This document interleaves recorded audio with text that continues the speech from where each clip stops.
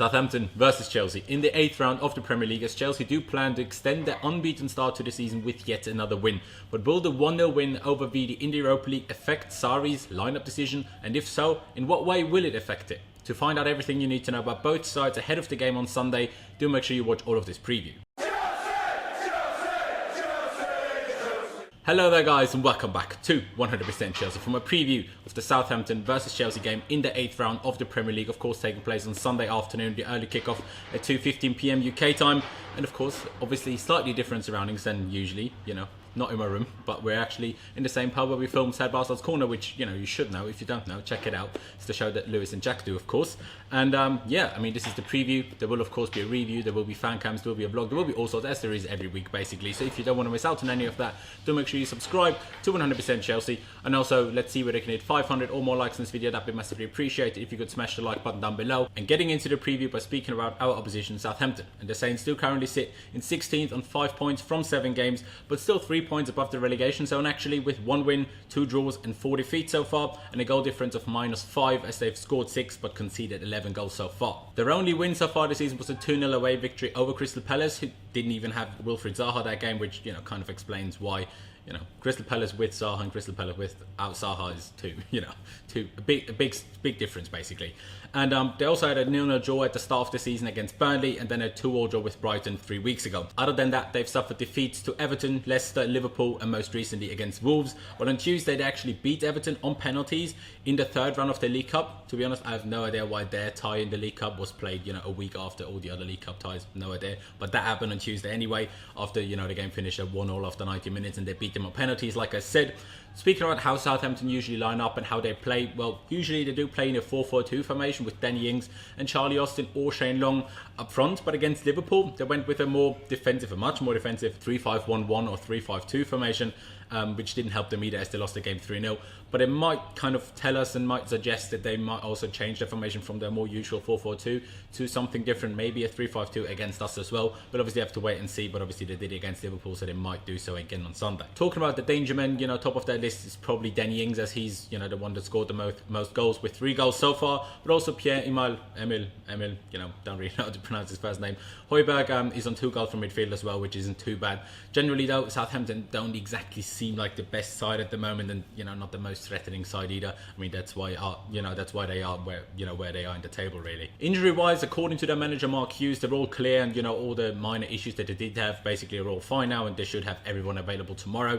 But of course, I mean, I know it's the most standard saying there is in the Premier League, but every game in the Premier League is a difficult game, and of course Southampton will want to get their first home win of the season, and they won't make it easy for us, and like I said already, no game is easy in the Premier League. The only thing we can say is their last game was on Tuesday, like I said, the League Cup tie with Everton, and we obviously played last night, but I suppose you could say at least, they didn't have the full week off to prepare to play against us. So, if you watch my previews, this is where I usually talk about Sarri's press conference, but there was no press conference like, 2 weeks ago. After playing in the Europa League on Thursday, there's no press conference on the Friday, but Sarri did, of course, give a post-match press conference last night, but obviously, that doesn't give all too much of an indication about the following game, on Sunday. But just to mention a few things he did say in that press conference last night, he was asked about Ruben Loftus-Cheek, whether, Loftus-Cheek coming off after around 65 minutes or so, means that he's possibly in contention to feature on Sunday, possibly even start. And to that, Sarri said that, well, you basically just have to see about all the players' recovery, how they do, and only then make a decision about the team on Sunday.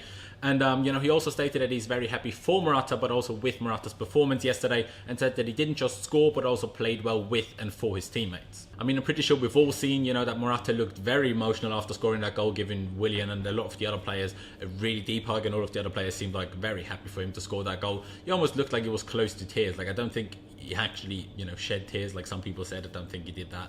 But still, he clearly looked emotional, and it was quite funny because Sarri then said, in that case, he kind of hopes Morata cries a lot, which, fair play, and can't really argue at that point, but, let's just hope that Morata just starts scoring more goals, but doesn't have to cry every time he does. But yeah, to be honest, there wasn't much more to the press conference last night, so let's talk about Chelsea. And let's talk about the lineup, let's talk about how I think we should go into the game and what I expect, and also my score prediction. Now, a few decisions as to who played and for how long they played last night made me question as to who I thought, would play and start on Sunday, especially Mateo Kovacic. Like, first of all, if you saw my preview to the game last night, I didn't expect him to start, and I certainly didn't expect him to play the full 90 minutes, but he did.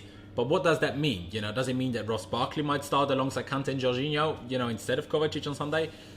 I don't know. But, either way, let's go through it back to front, as I always do. And, of course, Kepa Arrizabalaga will be in goal. He had a great performance last night as well, so, he will stay in there. And coming to the back four, of course, that will, I'm pretty sure, stay the same as it was last week. A back four of Azpilicueta as the right back, Rudiger and Luis the centre backs, and Marcos Alonso as the left back. And in midfield, I already mentioned the two names, Jorginho and Kante are basically guaranteed to start. And then we had this question: will it be Kovacic? Will it be Barkley? Possibly even Ruben Loftus-Cheek, although I very much doubt that one. But it's a tricky one. If Kovacic was subbed off earlier, yesterday, or didn't even play, I would have said, it's basically guaranteed that Kovacic starts. But now, I'm not all that sure. Because of that, I think it might be Barkley, but of course it could just as well be Kovacic. And, Sarri feels like he's fine playing both games, at least starting the game on Sunday as well, and possibly coming off throughout the game. And then coming to the front three, Hazard will obviously start on the left wing, and I do hope that Pedro will start on the right.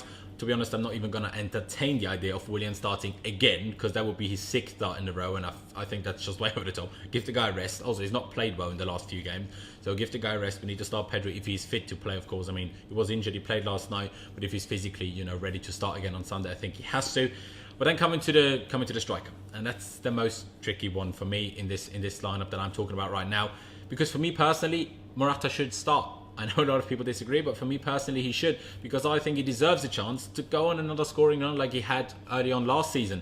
And he can't go on a run like that if he doesn't play, can he now? At the same time though, Olivier Giroud has scored 5 goals in his last 4 games against Southampton, both for Arsenal and of course for us as well, when, in the league when we came back from 2-0 down to win the game 3-2, basically with him coming on, he changed the game, let's be honest. And also obviously in the FA Cup semi-final against Southampton, he scored as well. So it certainly is something that can and should be talked about. And as you know already, if you watch my reviews and the fan cam of last night as well, I didn't think that Morata was great last night. But nonetheless, he scored that all-important winner. And at the end of the day, I'd rather my striker doesn't play well but scores the winner, compared to him playing well but, we draw the game or lose the game. There's no point in that. Striker's main job is to score. Striker's main job isn't like what Giroud does and just lay everything off to Hazard, which is also important, I get that. But at the end of the day, he's the striker and he's meant to score goals. And if he does score goals and win us a game, like Morata did last night, yes, I know it was only VD and Southampton are probably a better team than VD, but still, he's won us the game. So I think he deserves to get that chance. But again, also, Giroud has a good record against Southampton. To me, without doubt, Morata does have more ability than Olivier Giroud does.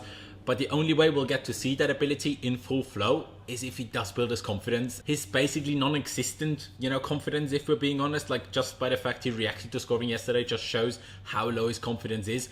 But to be successful this season, and unless we sign a different striker to be successful going forward, we need a regularly goal scoring Alvaro Morata. And we're never gonna get that if he doesn't play, because being benched again tomorrow will definitely not help his confidence either. So that's kind of a step backwards again. So that's what I think Morata should play. But of course, I think, Sarri's more likely to start Giroud. But, at the same time, I also think that bringing on Giroud for Morata throughout the game always has more of an effect than doing it the other way around. With Morata coming on for Giroud throughout the game, like we saw at West Ham, for example. I don't think that gives us that much of a difference. But Giroud coming on, against somewhat higher strikers already, with his physique, with his height as well, with his strength, I think that can be very helpful. But like I said, for me, it should be Alvaro Morata that starts the game, but I'm pretty sure that Sarri will actually start Olivier Giroud. So running through the team that I think the boss will field, like I said, Kepa in goal, a back four of Cesar Azpilicueta and Marcos Alonso, the two fullbacks, the two centre-backs being Antonio Rudiger and David Luiz, a midfield three of Jorginho, N'Golo Kante and Ross Barkley. I think that's most likely, but it could just as much be Kovacic. Then the two wingers being Eden Hazard and Pedro, hopefully. And like I said, I think Giroud will start, but I would prefer Morata. Now, last time, playing on Sunday following, the Europa League game on a Thursday, we didn't play that well and only got a 0-0 draw away at West Ham. Now, I wouldn't necessarily say that was only down to us playing the previous Thursday before the West Ham game. And also, we made more changes yesterday than we did at PAOK. We made 8 changes yesterday and only 5 at PAOK. But in all honesty, no matter what, no matter, whether we played Thursday or not, we should really beat Southampton. They're not that good so far this season. So, I really think that we should win, and I also think that we will win. But I don't think it will be straightforward whatsoever. And it's the same every game, really. I just keep repeating myself on that. Keep the ball, dominate the game, watch out for counter-attacks, like, you know, really had quite a few counter-attacks, more than, you know, we would have liked. Create chances, and most importantly, take our chances. That's almost going a bit like Michael Owen.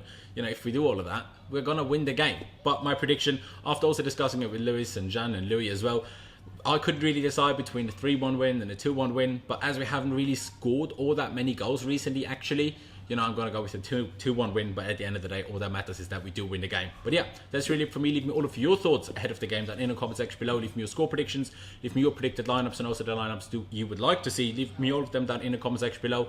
Like I said in the beginning, let's see whether we can hit 500 or more likes in this video. We'd massively appreciate it. So make sure you smash that like button down below. Of course, as always, don't forget to check out my social media, which is Last15.7 on both Instagram and Twitter. As you can see over here, and also the links to both of them are down in the description.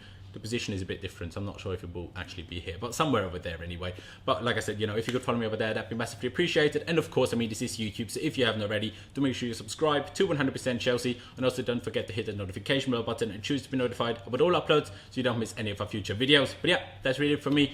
Thank you guys for watching. Up the Chelsea. Can't wait to go to Southampton on Sunday, and I'll see you next time.